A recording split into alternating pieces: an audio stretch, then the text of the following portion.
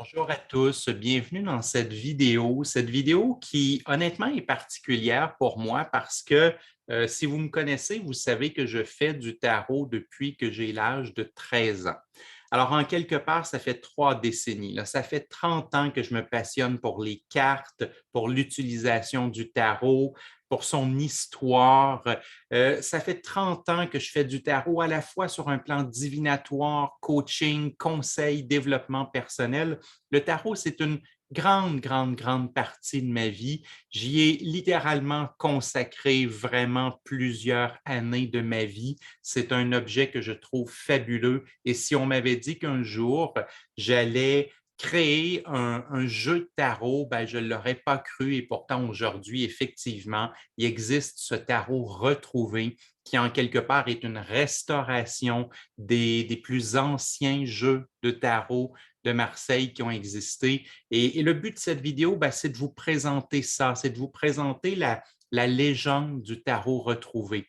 On va se parler ensemble d'histoire du tarot, mais on va aussi aborder des aspects de légende et on va se parler de création artistique, d'influence artistique et on va voir ensemble que l'histoire, la légende, la créativité, tout ça va se fusionner et va mener au tarot retrouvé. Alors, venez avec moi, venez découvrir l'histoire du tarot retrouver sa légende.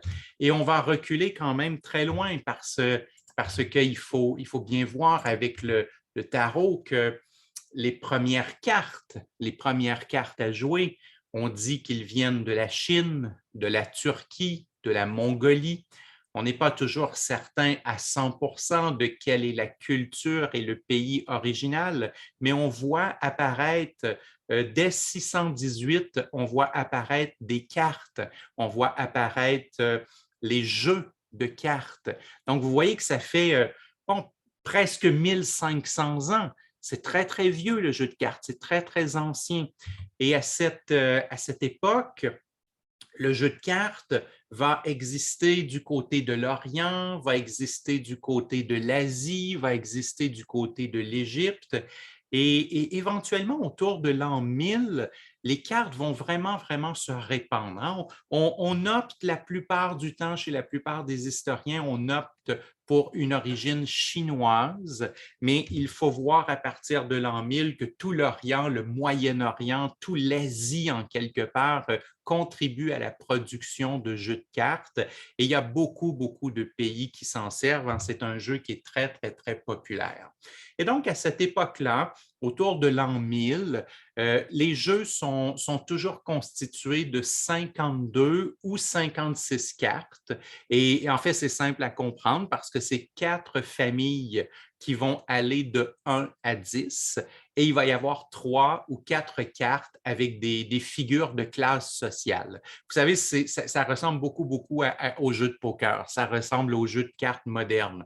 C'est-à-dire que dans le jeu de cartes moderne, on a 4 familles qui sont les cœurs, les piques, les carreaux, les trèfles, ils vont de 1 à 10 et on a un valet, une reine et un roi. Mais donc, à cette époque-là, autour de l'an 1000, c'est la même chose. Ce sont 4 familles qui vont de 1 à 10 et il y a 3 ou 4 figures sociales qui accompagnent les 4 familles. C'est ce qui fait qu'il y a 52 ou 56 cartes dans ces jeux-là. Donc, ces jeux, ils ont une origine culturelle qui est orientale. On ne s'entend pas toujours, comme je disais, exactement sur quel pays a vu naître les cartes, mais on situe toujours ou à peu près l'origine de ces jeux en Orient. Donc, les jeux de 1 à 10, 4 familles de 1 à 10, plus 3 ou 4 figures sociales, ils ont une origine culturelle orientale et leur création, bien, on l'a vu, la création, elle remonte à plusieurs siècles avant la fin du Moyen Âge, plusieurs siècles avant la Renaissance. Ce sont des jeux qui existent depuis très longtemps avant que l'Occident s'en empare, avant que la fin du Moyen Âge et la Renaissance s'en emparent. Ce sont donc des jeux d'une autre culture qui sont très anciens. Et leur grande particularité est peut-être une absence de particularité au sens où ces jeux servent à jouer. Ils n'ont pas une signification ésotérique. ils n'ont pas de signification philosophique ou religieuse ou morale, même que lorsqu'ils vont arriver en Europe, l'Église n'aimera pas beaucoup les jeux de cartes, et donc l'Église va essayer de les interdire. Ce sont vraiment des jeux qui servent à jouer, qui servent à parier, et ils n'ont pas une signification symbolique. Ce sont des jeux de société. Comme aujourd'hui, on pourrait jouer au Monopoly. Eh bien, à l'époque, on jouait aux cartes. On y joue encore aujourd'hui, d'ailleurs, aux cartes. Donc, ce sont des cartes d'une origine orientale sans symbolique ésotérique. Et ces jeux-là vont pénétrer l'Occident beaucoup au travers de l'Italie, au travers de la Méditerranée en particulier. On identifie la plupart du temps le port de Venise parce qu'on a des archives qui montent en 1350, l'arrivée de jeux de cartes. Et ces cartes qui arrivent d'Orient, elles vont passionner l'Occident. Elles vont entrer par la Méditerranée et là, l'Occident va s'en emparer, ça va devenir le jeu de société le plus populaire en Occident et l'Église va les bannir. L'Église va les bannir parce que ce sont des jeux de paris, ce sont des jeux où est-ce qu'il y a de l'argent, il y a des mises, il y a des paris, donc nécessairement l'Église, elle est très, très mal à l'aise avec ça. Mais il n'en demeure pas moins que les jeux ont une popularité immense. Et nécessairement, quand ces jeux de cartes vont entrer en Europe, eh bien, chaque pays va les modifier un peu. Ici, vous avez des exemples, par exemple, de jeux de cartes où il y a des chiens, plutôt que d'avoir des cœurs et des carreaux, il y a des chiens, il y a le 2 de chien, le 4 de chien, le 6 de chien. Vous en voyez d'autres avec des fleurs. Alors, il y a le 4 de rose, le 5 de rose, le 7 de rose. Vous avez des coupes. Mais même si chaque pays les modifie un peu, la structure reste exactement la même.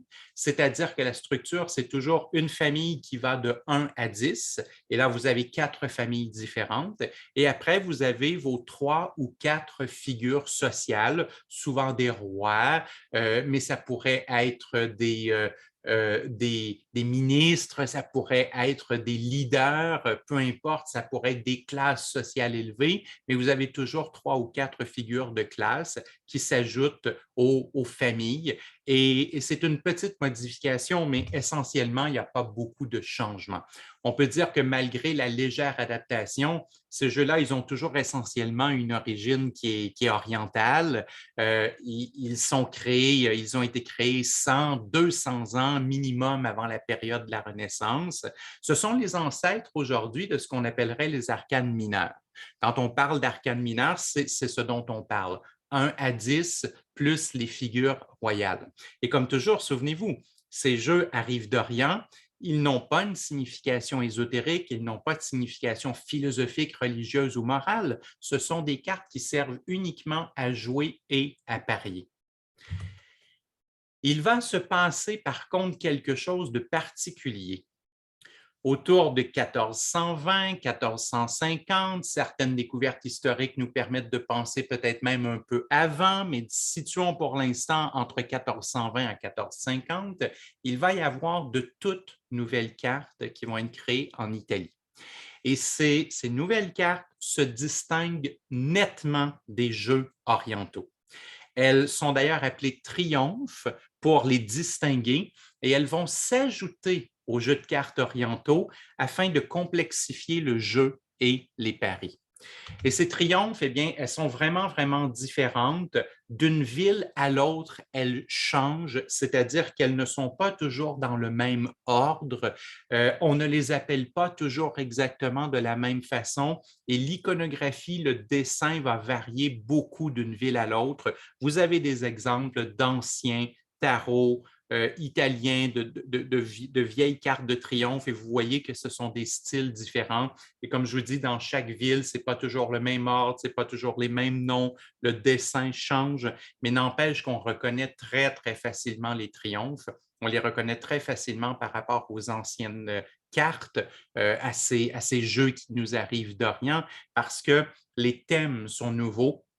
Les dessins sont complètement nouveaux. On n'est plus de 1 à 10. On n'a plus de 3 ou 4 personnes de rang social élevé ou de royauté. On est vraiment dans quelque chose qui nous amène ailleurs. Donc, quels sont les points saillants de cette introduction? on sait maintenant que les triomphes que l'on appellerait aujourd'hui arcanes majeures, donc les triomphes sont d'origine italienne et les triomphes sont d'origine occidentale. On sait que ces cartes ont été créées durant la Renaissance italienne. On sait aussi que ces triomphes ont une signification ésotérique, une signification philosophique, morale et religieuse que n'avaient pas les arcanes mineures, que n'avaient pas les jeux qui nous arrivaient d'Orient, et elles sont les ancêtres de ce que l'on appelle aujourd'hui les arcanes majeures. Et là, je viens de dire quelque chose sur lequel il va nous falloir revenir, il va nous falloir faire un détour, parce que je viens d'affirmer que les triomphes ont une signification ésotérique, philosophique, religieuse et morale. Et pourquoi?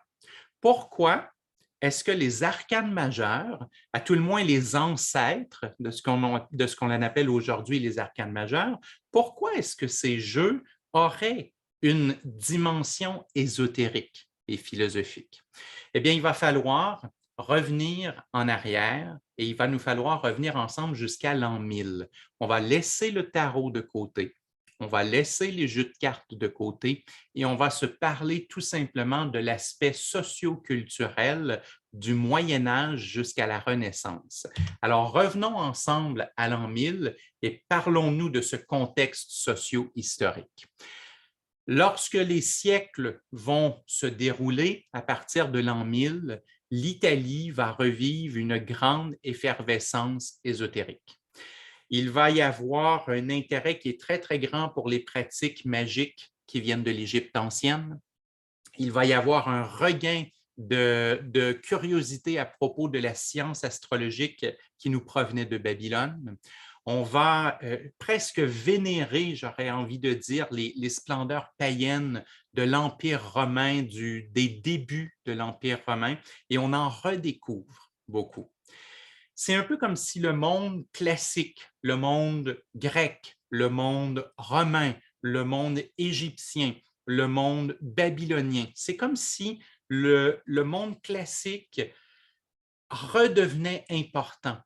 C'est un moment où est-ce que l'humanité a cette impression que les anciens possédaient une vérité, que les anciens possédaient une pureté spirituelle et une vérité spirituelle, et que si l'on revenait au monde des anciens, nous pourrions redécouvrir à nouveau une forme de vérité absolue. On pourrait redécouvrir le sens de l'humanité, pourquoi nous sommes là, où nous allons, quels sont les secrets de l'univers. C'est vraiment cette impression que les mondes anciens avaient ces réponses. Et donc, il y avait cette effervescence et cette urgence de redécouvrir le monde ancien, de traduire les textes des mondes anciens pour aller y rechercher cette vérité perdue, ce que l'on appelait souvent à l'époque une prisca theologia, c'est-à-dire une forme de théologie primale, la première théologie des humains, cette théologie de l'époque où les êtres humains étaient en dialogue direct avec le monde des dieux. Alors, vous voyez, il y avait vraiment une vision magique et spirituelle et très, très, très sacrée des mondes anciens de la Grèce, de Rome, de Babylone et d'Égypte. Et vous le voyez sur la diapositive, j'ai mentionné aussi les philosophes. Alors, les textes des philosophes comme Platon vont être extrêmement valorisés. Ce sont des textes qui mêlent la science, la spiritualité, mais aussi le paganisme. Et on a l'impression d'y voir une vérité dans ça. Et on va y traduire les textes de l'Égypte ancienne. On va traduire des textes sacrés juifs, comme les textes de la Kabbale. On va reprendre les études astrologiques du monde arabe. On va redécouvrir les philosophes de la Grèce antique et il va y avoir des traductions de ça et ça va passionner l'ensemble de la population lettrée, l'ensemble de la population qui reçoivent une éducation à l'époque vont s'intéresser à ces thèmes. Et donc, dans ce contexte-là, on va voir réapparaître dans les siècles qui suivent l'an 1000, on va voir progressivement réapparaître les mouvements de l'alchimie, de l'hermétisme, de la Kabbale, de l'orphisme, des nombres de Pythagore, de l'astrologie. Et comme l'Église chrétienne, elle est omnipotente, elle fait la loi, elle fait la pluie et le beau temps à l'époque du Moyen Âge et de la Renaissance, eh bien, tous ces textes, bien qu'ils arrivent d'anciennes religions et souvent même de monde païen, ces textes vont être réinterprétés à la sauce chrétienne. On va vouloir les adapter, on va vouloir les rendre compatibles avec la religion qui dicte la société d'alors. Et on va voir, par exemple, des fois, on va entendre parler d'une alchimie chrétienne, d'un hermétisme chrétien, d'une cabale chrétienne. Alors, c'est un peu cette redécouverte des textes anciens, sacrés et mystiques, et on les remet à la sauce chrétienne pour, en fait, qu'ils deviennent acceptables dans le sens où l'Église pouvait décider de vous mettre sur le bûcher si vous prétendiez quelque chose qui allait en dehors de l'Église. Alors, les auteurs sont quand même prudents, ils veulent ramener quelque chose au fait que l'Église sera d'accord. Mais au-delà de ça, au-delà de la menace et du risque, il y a aussi le fait que la plupart des gens qui font les traductions des textes et qui ramènent l'hermétisme à l'avant-plan sont chrétiens. Alors, ils sont aussi pour eux-mêmes en train de réessayer de réinterpréter ces idées, mais en fonction de leurs convictions religieuses, de leurs convictions spirituelles. Et à cette époque, Platon, de tous les philosophes qu'on va traduire, Platon va devenir une figure extrêmement importante dans son influence sur cette époque, un point tel qu'aujourd'hui, si vous étudiez l'histoire, vous allez voir qu'on parle souvent de cette époque comme une époque néoplatoniste. Alors, Platon va donner son nom à ce renouveau culturel, le néoplatonisme, ce moment où les textes de Platon, mais au fond, l'ensemble des textes anciens reviennent et vont venir influencer la société. Il va s'intégrer, ce néoplatonisme, dans la culture populaire. Je vous ai parlé tout à l'heure que ces notions vont nécessairement au départ être surtout parmi les académiciens. C'est-à-dire que ce sont des gens lettrés, ce sont des gens qui font des études, ce sera plutôt les universitaires les philosophes, même beaucoup aussi les prêtres, parce que les prêtres étaient des gens qui allaient à l'école, qui allaient chercher une éducation, c'est-à-dire qu'il fallait étudier pour devenir prêtre. Et ce sont surtout les académiciens et les lettrés qui vont s'intéresser à ça dans les premiers siècles. Mais plus les siècles vont passer et plus le néoplatonisme, plus il va s'intégrer dans la culture populaire. On va commencer à avoir des poèmes qui vont nous parler de figures néoplatoniques. On va commencer à avoir des toiles. Il y a des peintres qui vont carrément peindre les thèmes de l'hermétisme, les thèmes du néoplatonisme. Il va y avoir des esquisses dans l'architecture. Dans l'architecture, on va voir fréquemment des allusions néoplatoniques. Il va y avoir des pièces de théâtre, il va même y avoir des jeux de société qui vont être inspirés du néoplatonisme. Alors, à ce moment-là, vous voyez que le néoplatonisme, il est connu par tout le monde, c'est-à-dire que s'il est au théâtre, s'il est dans une toile, s'il est dans un dessin, dans un poème, dans un jeu de société, dans l'architecture des bâtiments, dans la rue où vous marchez, bien, le néoplatonisme, il finit par influencer tout le monde. Tout le monde le voit, tout le monde le connaît, ça devient aussi normal que pour nous aujourd'hui de penser à Instagram, de penser à Facebook. Vous savez, peut-être vous n'avez pas de compte sur Instagram, peut-être vous n'avez pas de compte sur Facebook, mais vous savez ce que c'est. Vous savez ce qu'est Facebook et Instagram. Pourquoi? Parce que peu importe qu'on aille au cinéma, au théâtre, qu'on lise les journaux, qu'on aille sur le web, on entend des références. On entend parler de Facebook et d'Instagram. Eh bien, à l'époque, c'est la même chose. Tous les gens dans la société entendent parler et voient des références à propos de l'hermétisme, à propos du néoplatonisme. C'est devenu quelque chose de, pas de banal, mais de très, très, très régulier, de très normal dans la vie de tous les jours. Et il va y avoir en plus en Italie des parades de chars allégoriques qui vont raconter toutes sortes d'histoires. Les chars vont avoir des scènes sur lesquelles il peut y avoir de la politique, de la religion, de l'ésotérisme, du paganisme. Et on a ces parades de chars, et elles étaient appelées des triomphes parce qu'on disait que chaque char allégorique surpassait et triomphait le précédent. Donc, le premier char arrivait, et puis après, il y en avait un deuxième, il surpassait et triomphait du deuxième. Et dans les chars allégoriques, on va retrouver, par exemple, les vertus de la justice, de la force, de la tempérance. On va y retrouver des personnages comme l'impératrice, comme l'empereur, comme le pape. On va retrouver la déesse Fortuna. On va retrouver la roue qu'elle porte, la roue de fortune de la déesse Fortuna. On va retrouver la mort, le diable, etc. Donc, sur ces chars qui sont des célébrations populaires, extrêmement populaires, avec des milliers de personnes qui viennent les voir. À chaque fois qu'il y a une parade de chars de triomphe, il y a des milliers de personnes qui viennent les voir. Et comme je vous disais, les gens sont habitués de voir la déesse Fortuna avec sa roue. Ils sont habitués de voir la mort, le diable. Ils sont habitués de voir les vertus comme la justice, comme la force, comme la tempérance. C'est devenu commun, c'est devenu quelque chose qui est dans la culture populaire.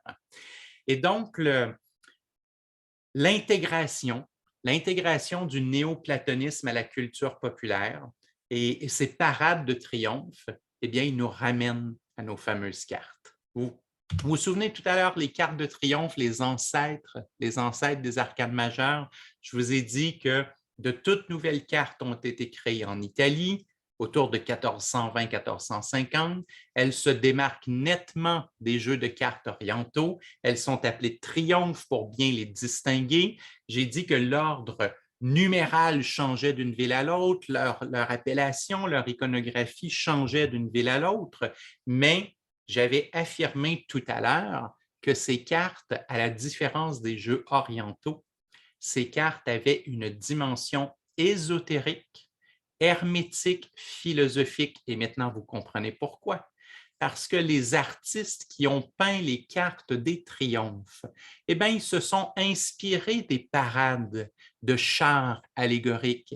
Ils se sont inspirés de toutes ces manifestations culturelles du néoplatonisme, comme les pièces de théâtre, les poèmes, les peintures, l'architecture.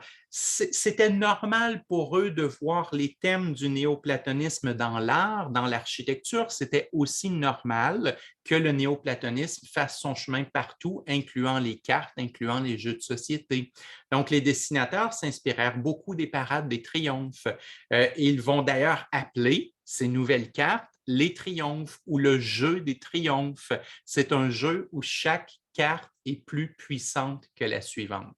Alors, on en fait un jeu de société où est-ce que chaque carte est l'équivalent d'un char et que la carte suivante, eh bien, elle est plus puissante, donc elle en triomphe et ça permet de jouer en disant, voilà, telle carte est plus forte, je remporte cette levée, je remporte cette main parce que mon triomphe est plus fort que ton triomphe, mon triomphe surpasse ton triomphe et donc on en fait un jeu de société. On en fait un jeu de société, mais par contre, les cartes étant d'origine italienne, inspirées par la Renaissance, inspirées par le néoplatonisme, eh bien, ces dessins, ces cartes ont une signification ésotérique, elles ont une signification philosophique, religieuse et morale, ce que n'avaient pas les arcanes qu'on appelle mineurs. Alors, les cartes à jouer sont les ancêtres des arcanes mineurs.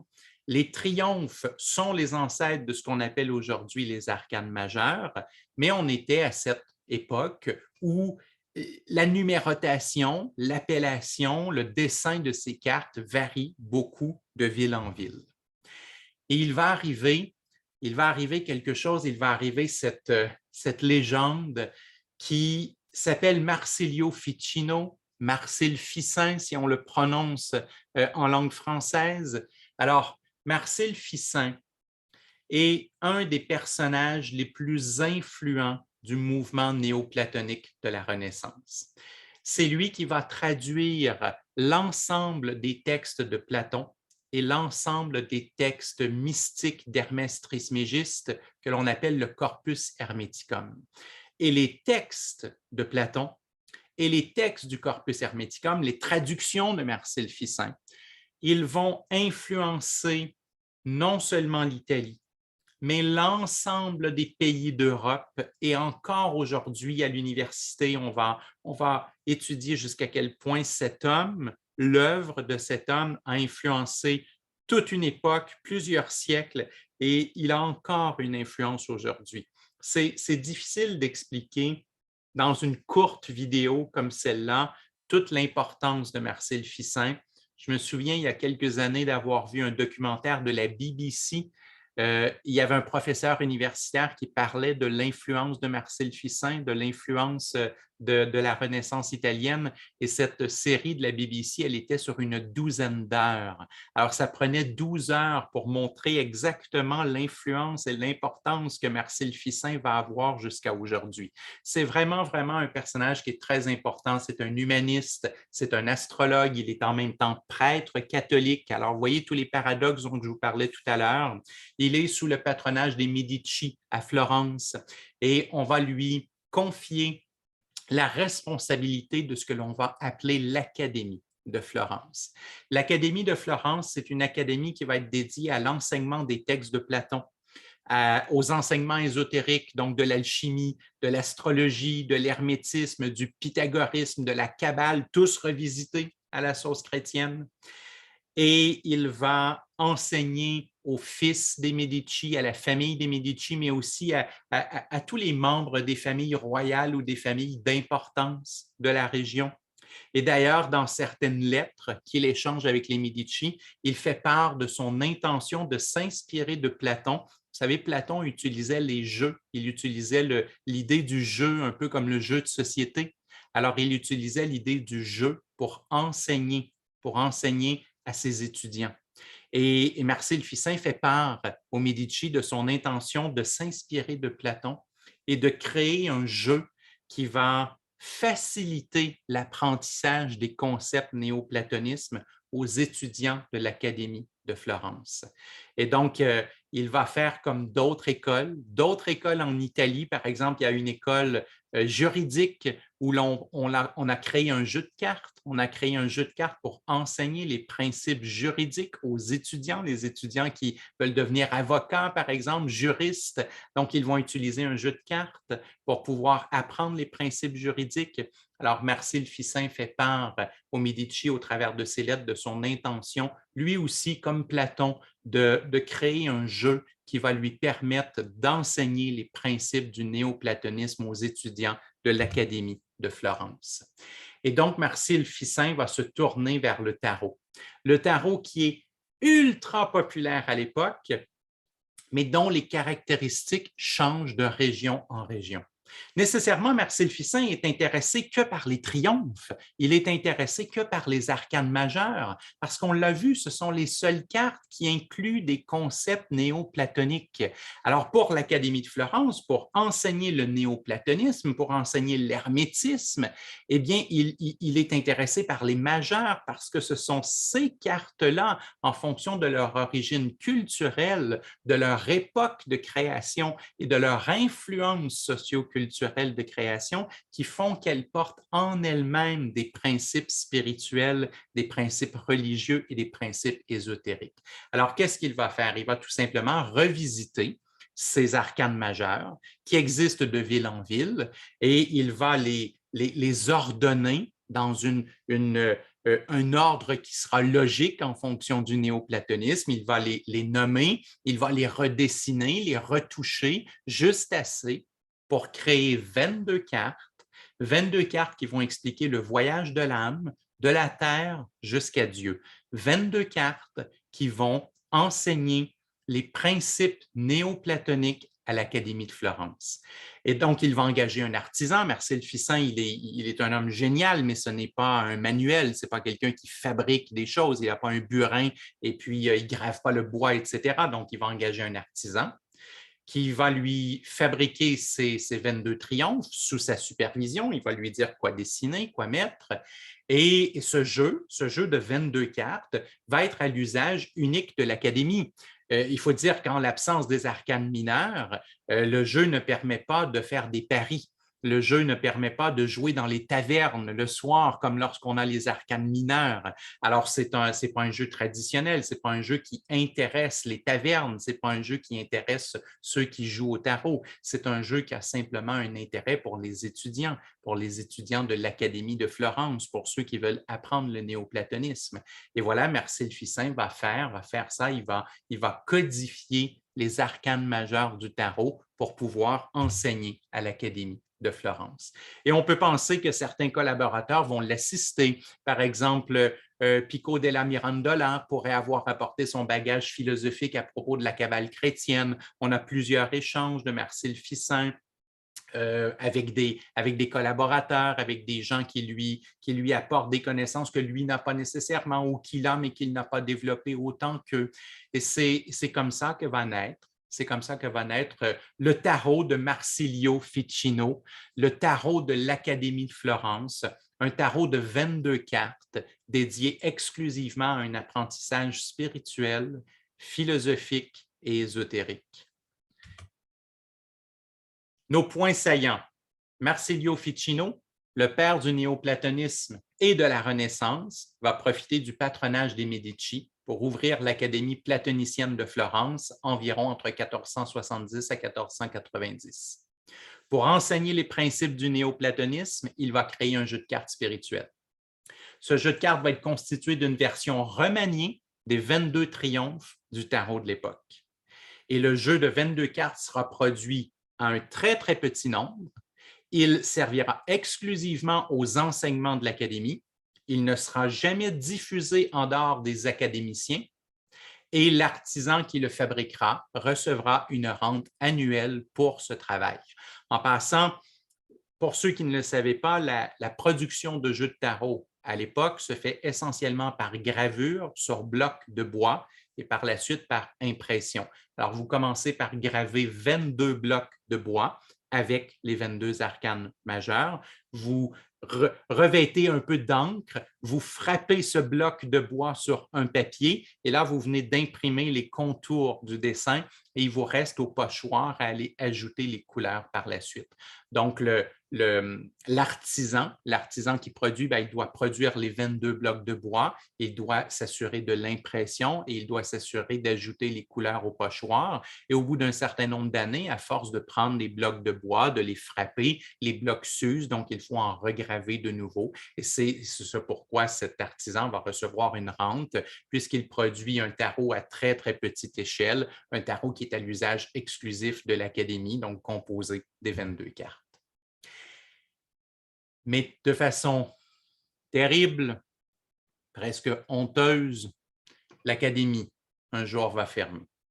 Vous savez comment quelquefois la morale et l'idée que notre point de vue est meilleur qu'un autre et il faut écraser l'autre, bien le tarot de Marsilio Ficino, son Académie de Florence, les principes hermétiques, les principes ésotériques et alchimiques sont une menace pour une certaine frange de l'Église chrétienne et catholique.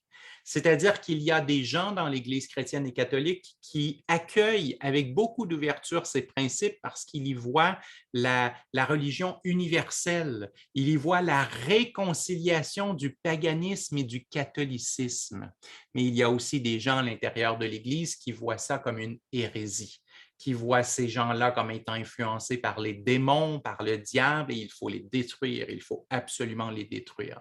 Et en 1491, il va y avoir un frère dominicain appelé Girolamo Savonarola qui va entamer une grande réforme sociale, où tout ce qui n'est pas strictement chrétien va devoir être brûlé, va devoir être détruit. Il va carrément chasser les Médicis de Florence. Il va contribuer à la fermeture de l'Académie néoplatonique. Il va forcer Marsilio Ficino à renier toutes ses croyances néoplatonisme afin d'éviter un jugement d'hérésie. On dit même que Botticelli va devoir brûler certaines de ses œuvres qui s'étaient inspirées de l'Académie de Florence de Marsilio Ficino et qu'il avait peint des principes néoplatoniques. Alors, il va y avoir ce bûcher des vanités. On y brûle les œuvres de la Renaissance et on va y brûler le tarot de l'Académie va y brûler. D'ailleurs, une seule carte va subsister. Une seule carte va subsister. Elle va avoir été jetée dans un puits juste avant une inspection surprise de la santé morale de l'époque. Alors, la santé morale, vous savez, ces gens qui décident de ce qui est bien, de ce qui n'est pas bien, qui peuvent entrer dans les domiciles pour interdire quelque chose ou saisir quelque chose, eh bien, ils entrent dans les domiciles, ils saisissent les jeux de tarot, ils saisissent toutes les œuvres qui ne sont pas strictement chrétiennes. Alors, juste au moment d'une inspection surprise, on va jeter un jeu dans un puits. Vous avez actuellement à l'écran la seule carte qui nous est parvenue. C'est la seule carte qui nous reste du tarot de l'Académie de Florence. Mais les autorités qui brûlent, les autorités qui saisissent, les autorités qui détruisent, ils ne sont pas nécessairement des personnes très intelligentes. Ils n'ont pas nécessairement beaucoup de culture, beaucoup de savoir. Et il y a une chose qu'ils ont complètement oubliée, c'est que brûler un jeu de tarot n'est pas nécessairement quelque chose de très efficace. Parce que je vous ai dit tout à l'heure, un tarot est confectionné de moules en bois. Et les moules, ben, ils n'étaient pas à l'Académie. Les moules, ils étaient chez l'artisan qui produisait le jeu pour l'Académie. C'est lui qui a besoin des moules. Ce n'est pas Marcel Ficin, ce n'est pas Marsilio Ficino, ce n'est pas l'Académie qui a besoin des moules, c'est l'artisan qui les fabrique. Oh, tout d'un coup, on a brûlé tous les jeux, mais pas les moules. Ces moules vont dormir. Ces moules vont rester cachés dans l'atelier de celui qui les fabriquait pour l'Académie de Florence. Et ils vont dormir tranquilles pendant quelque temps, jusqu'à ce que l'histoire nous réserve une surprise. Le tarot de Marsilio va passer à Lyon.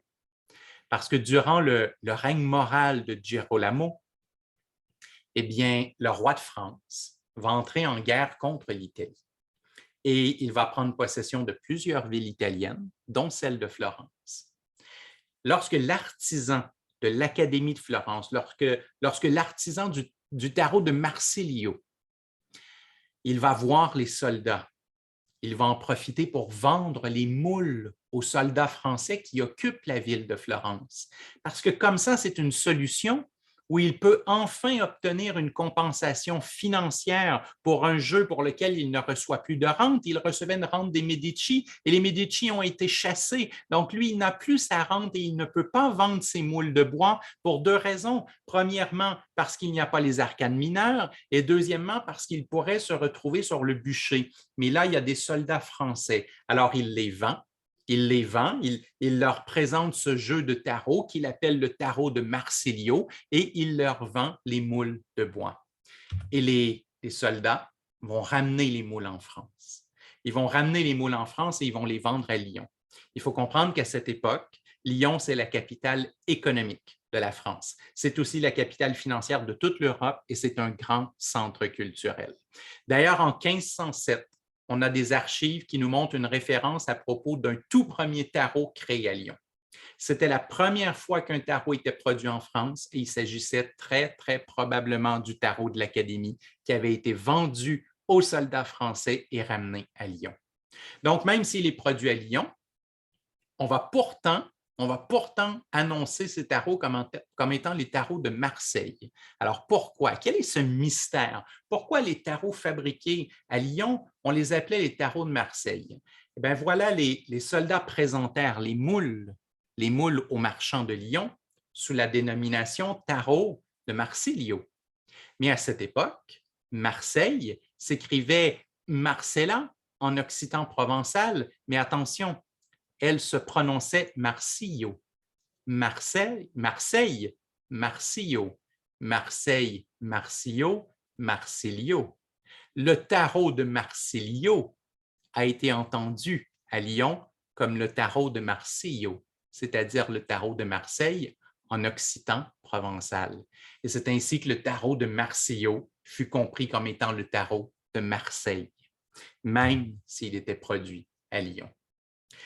Alors, comme les moules de l'Académie n'incluaient que les arcanes majeures, les artisans de Lyon durent y ajouter les arcanes mineures s'ils voulaient pouvoir les vendre comme jeux de société. Alors, qu'est-ce qu'ils ont fait? Ils se sont tournés vers les vieux jeux de cartes à jouer italiens, tout simplement pour les copier. Ils ont tout simplement ramené des arcanes mineures avec les familles de l'Italie, les coupes, les deniers, les bâtons. Donc, ils ont ramené les familles italienne, tout simplement pour compléter le jeu afin de pouvoir le revendre à nouveau dans des tavernes, afin de pouvoir le revendre à nouveau comme un jeu de société.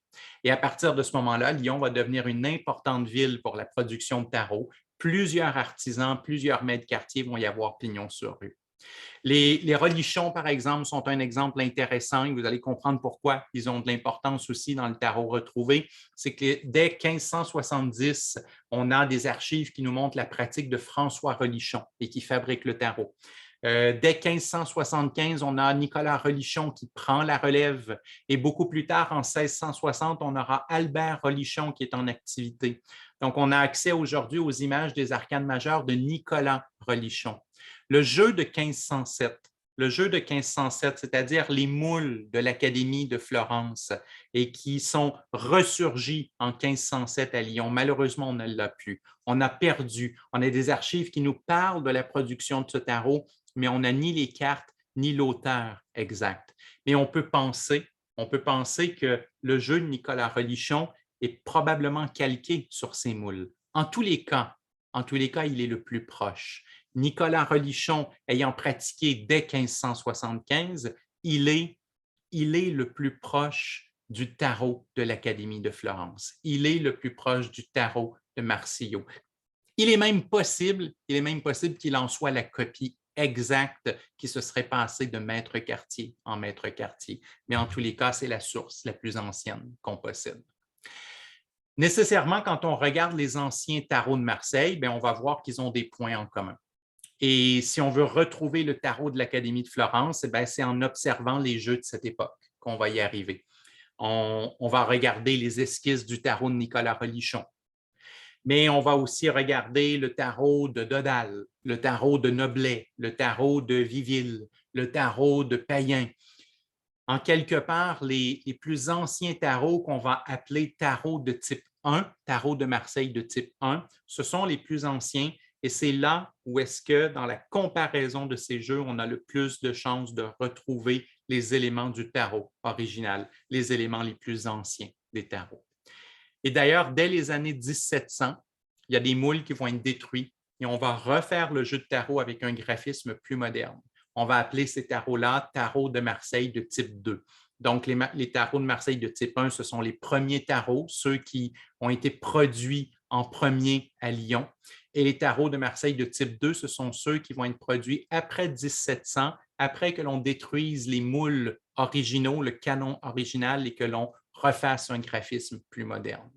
Mais même si ces jeux délaissent une partie du symbolisme original, les versions des premiers artisans des Marseille de type 2 demeurent intéressantes parce qu'on y voit le modèle original qu'ils essaient de moderniser. Alors, le tarot de Madonier, par exemple, le tarot d'Héry, le tarot de Chausson sont des tarots intéressants. Ils sont modernes, le dessin n'est plus tout à fait le même, mais on sent l'original qui est derrière, on sent celui qu'ils sont en train de copier afin de le moderniser.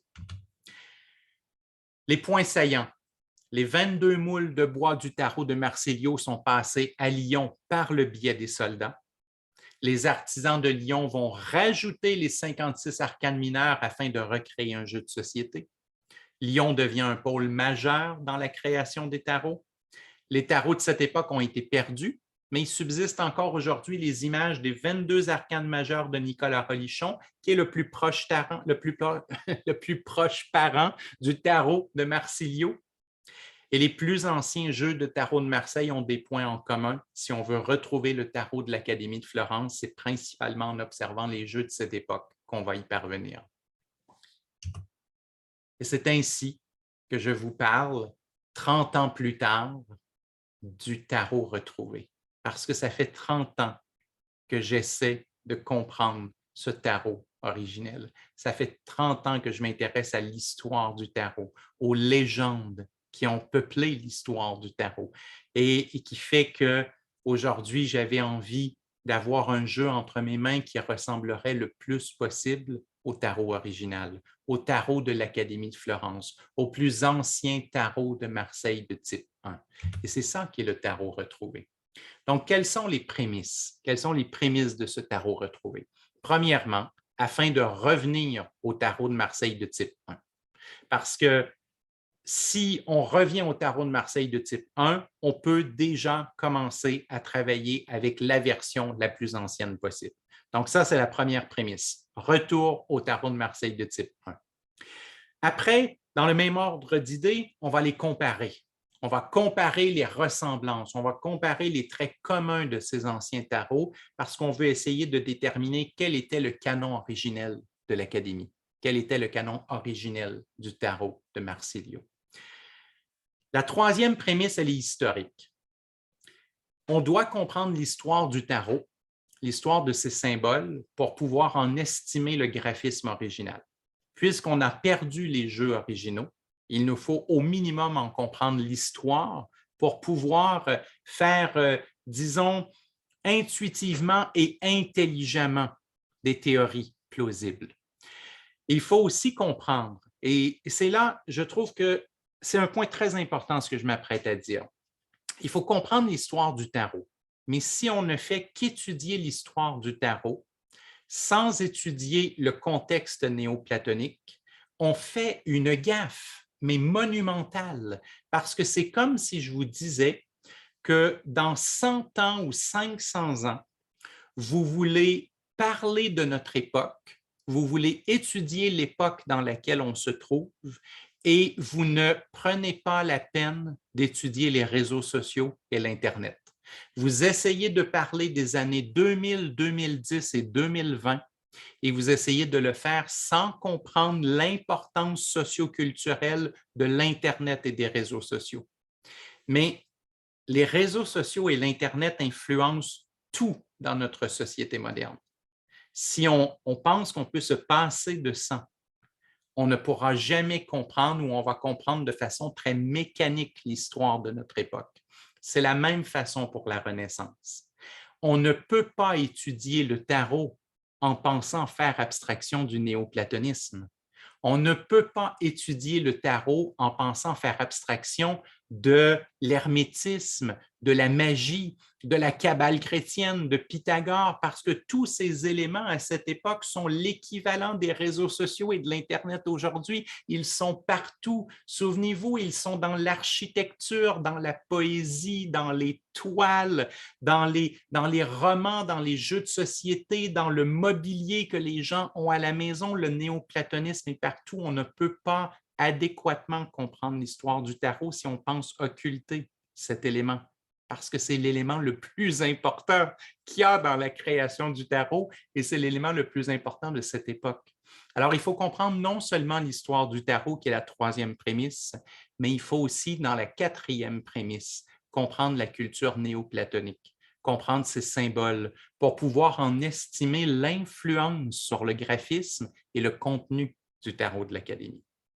Et finalement, il faut dessiner le jeu en se mettant dans la peau d'un artisan de l'époque, mais qui aurait eu accès aux outils modernes du graphisme et de l'imprimerie.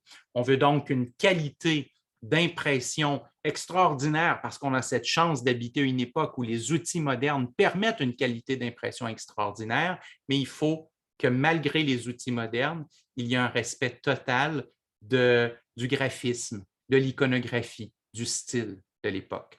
Voilà les prémices qui ont mené la création du tarot retrouvé. Alors, vous avez par exemple un exemple des jeux. Vous avez devant vous tous les tarots de Marseille de type 1 que j'ai étudiés et comparés au fil des décennies du temps pour arriver à faire cette synthèse du tarot retrouvé. Donc, vous avez le tarot de Nicolas Relichon. On n'a pas ses cartes, mais on a ses esquisses. On a les dessins des 22 arcanes majeures. Vous avez le dodal, le païen, le noblet, le vivil, le madonier, le héri, le chausson. Et j'ai aussi inclus dans cette liste le tarot de Marseille de Chris Hadar, qui est un tarot très moderne, sorti dans les années 90. Mais Chris est, à mon sens, le premier historien à avoir tenté une restauration du tarot des origines.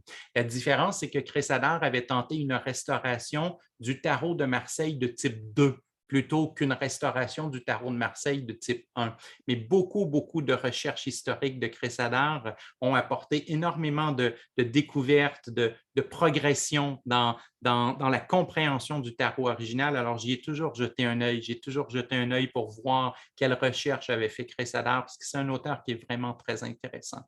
Donc, vous avez la liste ici en passant pour ceux qui voulaient vous procurer. Hein, je suis un grand collectionneur d'oracles et de tarot. Vous le voyez en arrière, j'ai plus de 150 jeux dans ma collection personnelle et tous les jeux que vous voyez ici sont disponibles. Le tarot de Nicolas Relichon, il faudra vous procurer le Larousse mensuel illustré de cette époque pour en avoir les dessins, mais tous les autres jeux, ce sont des jeux disponibles et vous en avez les références ici.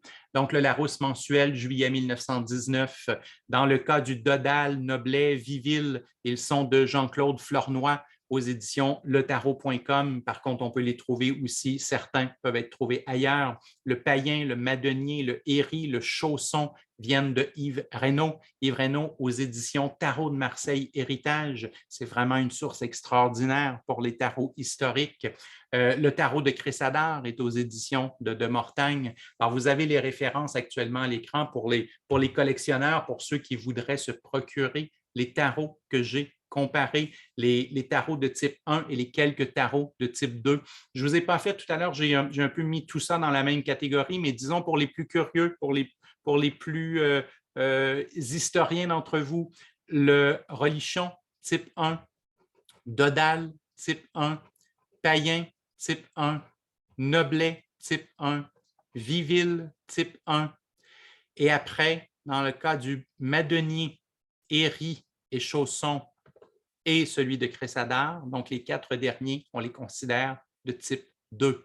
Alors, Relichon, Dodal, Païen, Noblet et Vivil ont tous été fabriqués avant que l'on détruise les moules originaux et qu'on essaie de les moderniser, tandis que le Madonier, le Héri et le Chausson sont des tentatives de modernisation à l'époque des plus anciens tarots. Mais il reste, comme je le mentionnais, des jeux très intéressants pour comprendre ce qu'ils sont en train de moderniser. Qu'est-ce qui se cache derrière la modernisation? Et je vous ai mis un exemple ici. Je vous ai mis un exemple ici avec la papesse. Lorsque l'on analyse la papesse, on se rend compte que le tarot de l'Académie, le tarot original, avait un détail bien important, c'est qu'il y avait non seulement un voile derrière la papesse, mais ce voile était posé sur des colonnes, sur les colonnes du temple. Et on le voit quand on regarde, par exemple, le relichon, on voit le bout de la colonne qui est à gauche. On va le voir aussi dans certains des autres jeux, et dans certains jeux, la colonne disparaît complètement et elle revient dans d'autres jeux.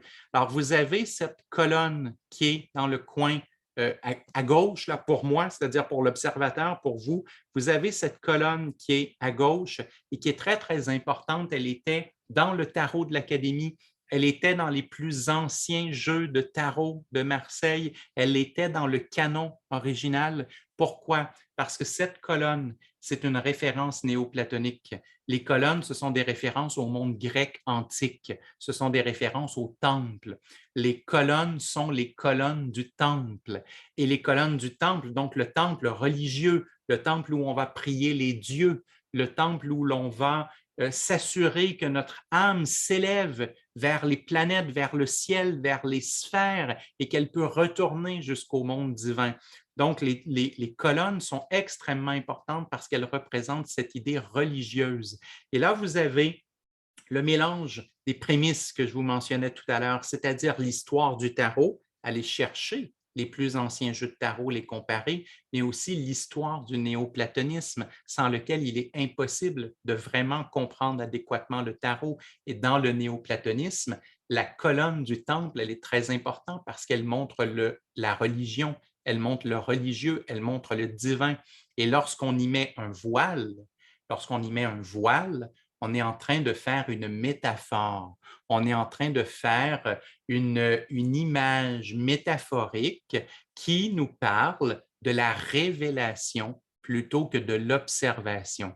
Donc, qu'est-ce que ça voulait dire? Ça voulait dire que dans le néoplatonisme, on voyait potentiellement quelque chose comme pouvant être observé par les yeux, observé par l'intellect, observé par les sens, on peut toucher, on peut sentir, on peut goûter. Et lorsque quelque chose est observé par les 5 sens, on considère qu'elle relève de l'intellect. Ce n'est pas une mauvaise chose, mais c'est quelque chose qui est en bas du divin, parce pour le voir, il faut utiliser les sens physiques et non pas l'âme. Alors, on disait que l'âme, elle prenait connaissance des choses par la révélation, c'est-à-dire par l'intuition. Nécessairement, aujourd'hui, nos mots changent, le vocabulaire change, mais lorsque l'on parlait de quelque chose qui est révélé dans le néoplatonisme, on voulait dire qui est intuitif, qui est ressenti, qui arrive par l'âme, par la canalisation, par le contact direct avec le divin, et non pas par l'intellect, et non pas par les sens physiques. Et c'est pour ça que si je mets les colonnes du temple et que l'on voit les colonnes du temple, je parle de ce qui peut être observé. Je lis la Bible, je touche la Bible, je manipule les objets de talisman, de magie, peu importe la religion ou le spirituel dans lequel je me trouve, je le touche, je le vois, je le comprends donc avec les sens physiques et je le comprends donc avec l'intellect. Mais si jamais je pouvais le comprendre par mon âme, à ce moment-là, je ne verrais pas les colonnes du temple. Elles seraient cachées par un voile parce que je n'aurais pas besoin de mes yeux pour voir. Je pourrais le ressentir intuitivement. La connaissance divine pourrait m'être révélée, donc pourrait m'être donnée par canalisation médiumnique et intuitive et automatique. Et c'est pour ça que dans le néoplatonisme, si on veut montrer une religion qui est apprise par l'intellect, on va montrer les colonnes du temple. Et si on veut montrer le divin qui est canalisé automatiquement par l'intuition et qui est donc révélé et non pas compris, on va voiler les colonnes du temple, dans le sens où on a accès à la connaissance du temple, mais on n'a pas besoin de nos yeux pour le voir. Eh bien, ça, c'est une explication d'un tout petit détail graphique et qui s'était perdu avec le temps, mais qui est extrêmement important parce que c'est la raison pour laquelle la papesse, on voit le voile et on voit un tout petit bout de colonne pour faire comprendre que la papesse, elle va canaliser, elle va avoir la connaissance révélée, elle va avoir la canalisation intuitive et automatique du divin. Et d'ailleurs, dans certains des plus vieux tarots, comme dans celui du Dodal, eh bien, on va remarquer qu'il y a une lumière jaune qui arrive du ciel et qui entre dans la colonne. Vous le voyez aussi dans le tarot de Chris Hadar. C'est Chris, dans les années 90, qui a ramené ce détail qui appartenait à de très anciens jeux de tarot. Et cette lumière jaune qui vient du ciel représente justement le divin qui entre dans la papesse.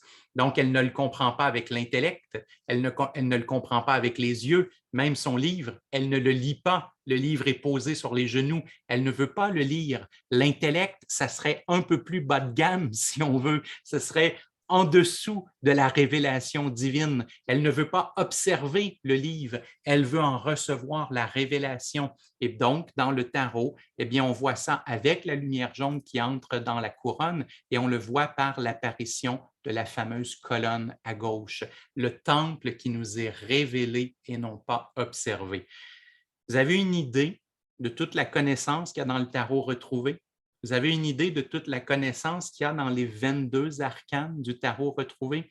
Je viens de prendre quoi alors? 5 minutes, 10 minutes pour vous parler d'un seul détail, un bout de colonne en arrière d'un voile, le bout de colonne du temple en arrière du voile. C'est ça le tarot retrouvé, c'est ça les 30 dernières années de ma vie. C'est cette recherche inlassable pour comprendre le contexte socio-culturel qui a vu naître le tarot, pour comprendre l'histoire du tarot et faire en sorte de pouvoir recréer un jeu le plus fidèle possible au tarot de Marseille de type 1, le premier, celui qui originait de l'Académie de Florence, le tarot de Marsilio, et pouvoir en comprendre tous ces symboles, pouvoir en admirer tous ces symboles. Je vous montre une autre chose. Vous avez ici les dés. Vous avez les dés et ça, c'est l'image du battleur, l'image du battleur retrouvé, ou enfin un gros plan sur l'image du battleur retrouvé. Vous avez 3 dés sur la table.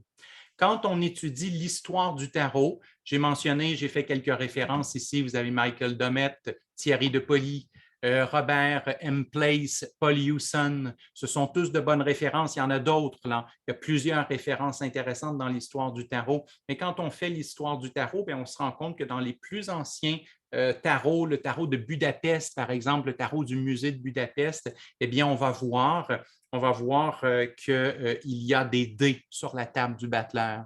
Et on fait d'ailleurs une référence à un livre italien, Le Triomphe de la Fortune. Le Triomphe de la Fortune, qui était un livre distribué à l'époque de la Renaissance italienne, dans lequel on pouvait lire l'avenir avec les dés. On y faisait l'interprétation de 21 combinaisons possibles dans les dés. Alors, je pose une question, je lance les dés et disons que mes dés, ça donne 12. Eh bien, je peux aller voir dans le livre, dans le Triomphe de la Fortune, et ça me disait qu'est-ce que le 12 voulait dire. Et c'est intéressant parce qu'il y avait 21 combinaisons comme les 21 arcanes majeurs du tarot. Et c'est pour ça qu'il y avait des personnages qui lisaient l'avenir, il y avait des personnages de foire, des jongleurs, des battleurs qui se promenaient de ville en ville et qui lisaient l'avenir avec les dés. Alors, comme sur le tarot de Budapest, un tarot très, très, très ancien et inspiré par aussi cette analyse néoplatonique de la Renaissance avec le triomphe de la fortune et ses 21 interprétations des dés, et bien sur le battleur du tarot retrouvé, les dés ont refait leur chemin, les dés ont retrouvé leur chemin, les dés sont revenus et vous remarquez de façon très précise que lorsque l'on regarde la somme des 3 dés, la somme des 3 dés affiche 21, c'est-à-dire le nombre d'arcanes majeurs entre le battleur et le monde. C'est-à-dire que ce battleur, qui est la carte numéro 1, il a sur sa table, en potentiel, la capacité de faire 21. Il a sur sa table les 3 dés dont la somme fait 21. Il a donc comme potentiel et comme outil qui est disponible devant lui la capacité d'atteindre le monde, la capacité de revenir à Dieu, la capacité de refusionner avec son âme divine. Non seulement de faire tout le voyage sur Terre, mais que son âme puisse voyager dans la sphère planétaire, dans l'échelle planétaire et revenir à Dieu. Ce sont des éléments néoplatoniques qui sont très forts dans le tarot et maintenant dans le battleur retrouvé, on a ces dés, on a ces 3 dés qui reviennent 500, 600 ans plus tard, on a ces dés qui reviennent et qui nous expliquent cette symbolique tellement magique, tellement extraordinaire du battleur qui est le point de départ, qui est le démarrage, mais il a devant lui le potentiel de faire 21 avec les dés. Donc, voilà un autre exemple de ce que le tarot retrouvé va faire, de ce que j'ai cherché à retrouver comme symbolisme original. Je vous ai donné des références tout à l'heure pour l'histoire du tarot. Vous avez aussi des références comme Christophe Poncet, Robert M. Place, Philippe Truffaut, vous avez Frances Yates, vous avez Brian Copenhaver, vous avez les écrits de Marsilio Ficino, vous avez D.P. Walker. En fait, il y a plusieurs références, il y a plusieurs personnes qui se sont penchées sur les liens entre le néoplatonisme et la culture de la Renaissance. Il y a plusieurs personnes qui se sont penchées aussi sur les liens entre le tarot et le néoplatonisme. Donc, il y a une foule de sources disponibles pour faire cette réflexion, mais il faut la faire, il faut la rassembler, il faut étudier l'alchimie. Il faut étudier l'hermétisme, il faut étudier la Kabbale, il faut étudier l'orphisme, il faut étudier les nombres de Pythagore, il faut étudier l'astrologie et nécessairement, il faut faire attention. Il faut en étudier la version christianisée de l'époque de la Renaissance si on veut comprendre les liens avec le tarot. Parce que si j'étudie l'alchimie en 2020, et que j'étudie l'alchimie avec des alchimistes modernes, ça peut être très intéressant, là, il n'y a pas de problème avec ça. Je peux avoir beaucoup, beaucoup de plaisir et faire une grande évolution personnelle et spirituelle avec des alchimistes du 21e siècle. Mais par contre, si je veux comprendre le lien entre l'alchimie et le tarot, je dois aller comprendre l'alchimie à l'époque du tarot. Je dois comprendre comment l'alchimie était perçue en 1450 si je veux pouvoir faire le lien avec le tarot. Donc, ce sont tous des éléments qui m'ont passionné et qui ont occupé les 30 dernières années de ma vie afin de comprendre les liens entre le tarot et le néoplatonisme et l'ensemble de ces choses-là. Je vous donne une partie des sources, une partie de ce que j'ai fait au travers de cette vidéo, parce qu'il y aurait des heures et des heures à mentionner pour la création du tarot retrouvé complètement. Je vous parle d'une autre chose aussi, cette idée, par exemple, cette idée que si on comprend le néoplatonisme italien, on va s'apercevoir qu'il y avait une grande, grande importance accordée au féminin sacré. Le féminin sacré, qui est considéré comme le féminin primordial, il était vu à la Renaissance, souvent au travers de l'iconographie de la Vierge. Et on dessinait toujours à la Renaissance, la Vierge, elle était toujours dessinée avec un vêtement bleu et à l'intérieur, un vêtement rouge. Vous avez plusieurs exemples ici, mais si vous allez, par exemple, au Louvre, allez dans la collection italienne de la Renaissance, regardez les Madones, regardez la Vierge, elle va être 99% du temps avec un manteau bleu et intérieur rouge. Pourquoi est-ce que le manteau bleu et intérieur rouge nous parle du féminin sacré, du féminin primordial? Parce que le bleu est vu comme la couleur du ciel, le bleu est vu comme un côté plus spirituel, psychologique, intangible. Et il est vu comme la couleur de l'eau, de l'élément de l'eau, donc la maternité, le côté nourricier, le côté créateur. Et le rouge, il est vu comme le feu, il est vu comme un élément de matière, il est vu comme un élément de manifestation. Il est d'ailleurs souvent la couleur de l'âme. Donc, avoir un manteau bleu qui recouvre un manteau rouge ou un chandail rouge, c'est une façon métaphorique de dire que le maternel, le féminin, l'intangible dans le bleu, il est en train de préparer la venue de l'âme et de la manifestation du terrestre, de la manifestation du tangible, de la manifestation du réel. Parce que le bleu englobe le rouge comme une femme peut être enceinte et donc comme une femme va garder dans son ventre le fœtus. Et pendant un certain nombre de mois, on voit le ventre, mais on ne voit pas le fœtus, on ne voit pas le bébé. Et tout d'un coup, eh bien, elle accouche et le bébé est né. Le bébé, il a maintenant une existence terrestre. Il est passé de l'intangible au tangible. Alors, quand on le dessinait avec la Vierge, on le dessinait avec le bleu, qui va accoucher du rouge. Le manteau bleu qui, lorsqu'il est fermé, on ne voit rien, mais il y a quelque chose qui est en préparation et on ouvre le manteau et tout d'un coup, l'âme terrestre est née et le monde terrestre est né et la chrétienté vient de naître au travers du féminin sacré. La chrétienté vient de naître au travers du féminin primordial. Et c'était une façon dont les peintres de l'époque avaient pour peindre la Madone, la Vierge. Et d'ailleurs, à un certain moment, l'Église a tenté de diminuer ça parce qu'on trouvait qu'il y avait trop d'apports du féminin. C'est comme si la Renaissance italienne, on lui reprochait d'accorder trop d'importance à la Vierge Marie, trop d'importance au féminin sacré. Hein. Vous voyez, là, l'Église, ce sont des hommes. L'Église, ce sont des hommes qui veulent maintenir le pouvoir masculin aussi à l'intérieur de la religion. Donc, lorsque les peintres néoplatoniques de la Renaissance accordent autant d'importance à la Vierge Marie, eh bien, ça dérange l'Église. Et donc, c'était un code, ce bleu sur fond rouge, cette Vierge Marie, ce féminin primordial qui va enfanter toute la planète, tout le monde, la mère ultime. Et donc, dans le tarot, on a associé le féminin sacré à la papesse. Les deux premières cartes du tarot sont des cartes genrées.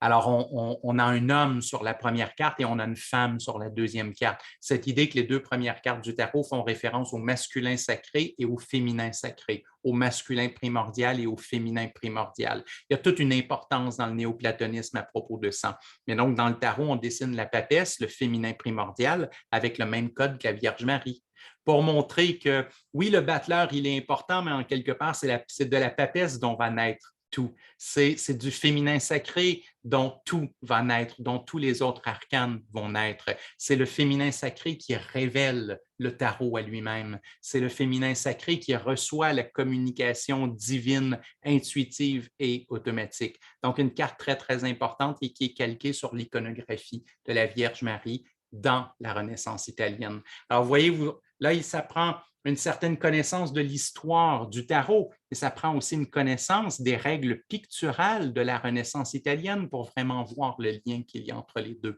C'est un autre exemple du type de recherche, de ce à quoi je me passionne depuis 30 ans. Quand je parle de recherche, ça a l'air de travail, ça a l'air long, ça a l'air fastidieux, mais pour moi, c'est un plaisir immense parce que j'adore ça. J'adore comprendre les secrets du tarot, les codes du tarot, les origines du tarot. C'est tellement, tellement fantastique. Moi, je le lis comme un roman. J'espère qu'aujourd'hui, au travers de cette vidéo, j'espère que j'arrive à vous le livrer comme un roman. Parce que je sais que c'est une longue vidéo, je sais qu'il y a beaucoup de matériel, je sais qu'il y en aurait encore 10 fois plus à donner, mais j'espère que j'arrive à vous traduire cette passion et ce plaisir que j'ai eu à faire les 30 ans de recherche et à arriver à ce tarot retrouvé. Alors, la dernière chose dont je vous ai parlé, c'était l'idée de dessiner le jeu. Dessiner le jeu avec des outils modernes, mais avec le respect de l'ancien. J'ai eu une chance extraordinaire. Il y a une étudiante, il y a quelques années, qui a décidé de prendre des cours à mon école. Elle est venue prendre des cours de tarot. Elle a fait la formation complète en tarot. Et éventuellement, elle prenait les cours et tout à coup, elle me parle, elle me dit, tu sais, je dessine et je suis et spécialisée et passionnée par le Moyen Âge. Donc, c'est Geneviève Chabot. Geneviève Chabot, c'est elle qui a illustré le tarot retrouvé. Elle est étudiante en tarot, mais elle est aussi graphiste. Elle a fait des études en design de mode et elle a fait des études en histoire du costume et elle est particulièrement intéressée et spécialisée par le Moyen Âge. Alors, elle s'est intéressée à l'escrime, aux costumes, aux armes anciennes. Elle a fait des salons de la passion médiévale. Elle a collaboré à des films d'époque. Elle a fait plusieurs contrats en graphisme médiéval. Elle le fait avec sa sœur. Donc, elle a une sœur jumelle qui s'appelle Mélissa. Elles ont travaillé ensemble sur le tarot retrouvé. Elles sont propriétaires d'une entreprise de graphisme. Elles sont propriétaires de l'entreprise Sacré, sacré.com. Et donc, c'est parfait parce que Geneviève et Mélissa, eh bien, elles étaient les personnes parfaites. Non seulement Geneviève fait la formation de tarot avec moi, elle est graphiste et elle a une spécialisation et une passion pour le Moyen Âge, donc elle a été capable de dessiner les cartes avec les outils modernes, mais avec le plus grand respect du style médiéval et du style de l'époque. Et effectivement, le tarot retrouvé, c'est un tarot qui est vraiment magnifique parce que non seulement l'impression moderne y est d'une très grande qualité, mais le trait de Geneviève et de Mélissa, le trait, il est très fidèle. Il est très respectueux à celui du tarot et particulièrement des tarots de Marseille de type 1 dont je vous ai parlé. Et à un certain moment, ils ont carrément décidé d'éditer le jeu. Alors, c'est l'entreprise Sacré qui édite le jeu du tarot retrouvé. J'ai vraiment eu une très, très grande chance d'avoir la collaboration de Geneviève et Mélissa parce que j'avais ces connaissances académiques, j'avais ces connaissances historiques, mais en quelque part, je n'aurais pas su dessiner le tarot et je n'aurais pas su non plus avoir l'art du costume, avoir l'art du trait médiéval, ce que Geneviève et Mélissa, eux, avaient déjà avant même de me rencontrer. Alors, je pense que la collaboration entre nous trois a donné vraiment, vraiment je ne vais pas dire la perfection, vous allez dire, franchement, il est en train de dire que son tarot est parfait. C'est mon bébé, le tarot retrouvé. Je suis vraiment, vraiment content. Si vous êtes parent, je suis certain que vous avez l'impression que vos enfants sont parfaits. Ce sont les plus beaux enfants du monde. Ben, des fois, j'ai un peu cette impression-là avec le tarot. C'est mon bébé, c'est mon bébé, il est parfait, il est magnifique. Donc, il y a toujours place à amélioration, puis je veux toujours faire le mieux, je veux toujours continuer, mais c'est vrai que j'ai beaucoup de fierté de ce tarot et je suis tellement content d'avoir rencontré Geneviève et Mélissa parce que ça a permis à une vision que j'avais dans ma tête de devenir réalité sur un carton, de devenir vraiment réalité dans le tangible. Donc, cette vidéo, elle est la deuxième dans cette série qui est consacrée au tarot retrouvé. Vous allez trouver 2 vidéos qui vont suivre. les 2 prochaines vidéos dans la playlist. Donc, les 2 prochaines vidéos, ce sont 2 conférences que j'ai données dans les dernières années sur les liens entre le néoplatonisme et le tarot. Ça va vous permettre d'aller encore plus loin dans la compréhension des liens entre le néoplatonisme et le tarot. Je vous recommande l'écoute de ces 2 conférences. Vous allez y apprendre beaucoup. Et en 2022, dans les semaines, dans les mois qui viennent, je vais faire des vidéos pour chacune des cartes du tarot retrouvé. Alors, il y aura une vidéo sur le battleur retrouvé, une vidéo sur la papesse retrouvée. Et je vais couvrir comme ça les 22 arcanes. En passant, si vous êtes intéressé à voir ces vidéos, si vous êtes intéressé à en apprendre plus sur chacune des cartes du tarot retrouvé, je vous conseille vivement de vous abonner à ma chaîne parce que lorsque vous êtes abonné à ma chaîne, YouTube vous envoie une notification dès qu'une vidéo est sortie. Donc, dans quelques semaines, je vais publier le battleur retrouvé. Vous allez recevoir une notification de YouTube tout simplement pour vous dire le battleur retrouvé est en ligne. Vous pouvez aller le voir dès maintenant. Donc, en étant abonné à ma chaîne, vous êtes certain de ne pas manquer de cartes dans les semaines et dans les mois qui viennent. Sur un plan personnel, entre parenthèses, si vous appréciez cette vidéo gratuite, si vous appréciez le temps, le matériel, le contenu que je consacre à ma chaîne, c'est certain que de cliquer sur « J'aime » en dessous de la vidéo, d'aller mettre un commentaire, ça me fait bien plaisir. J'aime et commenter, ce sont 2 belles récompenses pour un créateur de contenu comme moi sur le web, mais surtout, abonnez-vous à la chaîne afin de ne pas manquer les prochaines vidéos. Et 2023-2024, je suis en train de planifier le rassemblement de la totalité des codes, la totalité des sources, la totalité des définitions, puis la totalité de l'histoire du tarot retrouvé. Je ne suis pas encore certain de la durée, mais j'estime pour l'instant que la totalité des codes du tarot retrouvé va prendre environ une 50aine d'heures pour pouvoir passer tout ça. Alors, vous voyez comment c'est gigantesque et fantastique. J'en ai pour quelques années de travail, mais en tous les cas, cette année, la vidéo que vous écoutez, les 2 conférences sur les liens entre le tarot et le néoplatonisme et les 22 arcanes du tarot retrouvés qui vont suivre dans les semaines et dans les mois. Vous allez pouvoir avoir beaucoup d'informations sur ce jeu-là. Alors, j'espère que vous avez apprécié cette vidéo qui est un mélange de faits historiques, d'éléments légendaires, d'explications créatives et artistiques, un mélange de ma passion que j'avais envie de partager avec vous. J'espère que vous trouvez le tarot retrouvé beau. Si jamais vous l'êtes procuré, j'espère qu'il vous plaît. J'espère que vous aimez faire des tirages avec ce tarot-là. En tous les cas, moi maintenant, toutes mes consultations et tous mes cours sont donnés avec le tarot retrouvé. Comme je vous disais, j'en suis très fier. C'est quelque chose qui est important dans ma vie parce qu'il culmine 30 ans d'intérêt pour le tarot. Merci d'avoir été avec moi dans ces 30 dernières années. Merci d'avoir été avec moi aujourd'hui pour cette longue vidéo, mais merci d'avoir été avec moi dans ces 30 dernières années parce que je suis choyé, je suis privilégié, je suis un des rares professeurs de tarot et d'astrologie à pouvoir travailler à temps plein dans mon métier.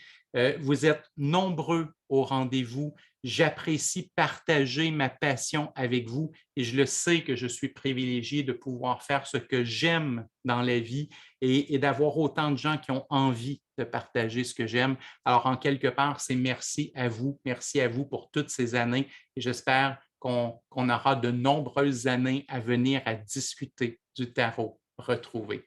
Bonne journée tout le monde et à la prochaine.